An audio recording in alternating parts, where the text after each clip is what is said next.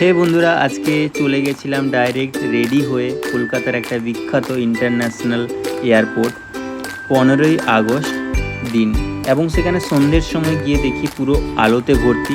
সেখান থেকে কিছু ফটোশ্যুট করার পর আমরা গেলাম একটু ভেতরের দিকে, গিয়ে দেখি প্রত্যেকটা জায়গার গাছের নিচে পুরো আলোতে ভর্তি ছিল, এবং সেখানে একটা নতুন ইন্ডিয়ান মানচিত্র করা ছিল।